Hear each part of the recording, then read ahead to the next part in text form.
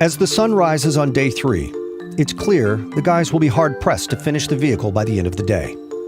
Luckily, a quick call to the client buys them some extra time. He actually won't need the vehicle until Thursday, giving them over 24 additional hours to finish the job. Still, there's no time to waste. So first up is to install the infinite baffle, so that the guys can see just how much of the rear wall of the vehicle will need to be cut away to accommodate the subwoofers. Dan manages to cut one side before the painter shows up for the pods. The custom dash pods are ready to be picked up by the painting specialist, Chendo Marino. So basically just going for the red. I was kind of going for getting a little bit of the same kind of shape that, some of the parts of the vehicle have. So Dan shows him how they'll be installed. How it sits in there. And then, this is this side. Surprise hits. Damn it. I just realized this comes over this dash piece. Crap. When designing the pods, Dan didn't take into consideration the space requirements after the dash pad was reinstalled. I forgot about the friggin' the dash piece going on, and it's going to be right in that friggin' spot. As they currently are built, the pods won't fit. Okay. Where's your shop now? Like, where are you out? It's in Duncanville. We've been going at breakneck speed on this thing. That's why I'm like, yeah. Crap. Hey, dude, I've been there. I've molded this up like, I've done test fits like 3 or 4 times, but I always had tape on it, so I didn't think about that.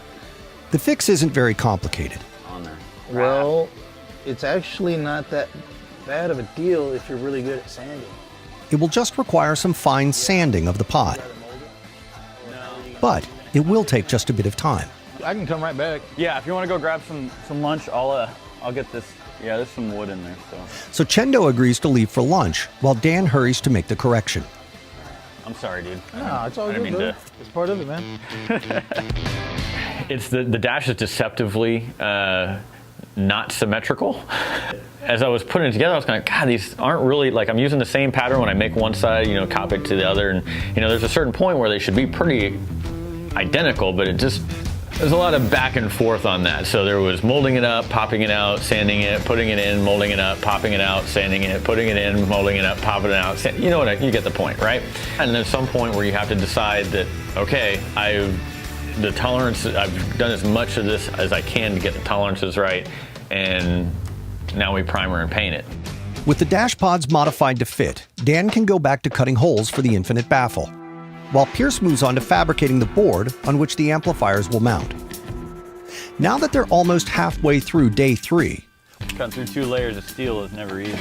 Working on separate phases of the build at the same time is the only chance the two have of meeting the deadline.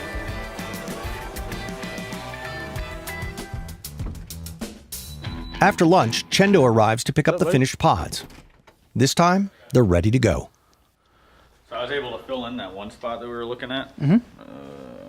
Awesome. Right there, so I went ahead and filled that in. With the deadline very tight, Marino has agreed to do a rush job and have them ready by the end of the day. But it will be a very fast turnaround.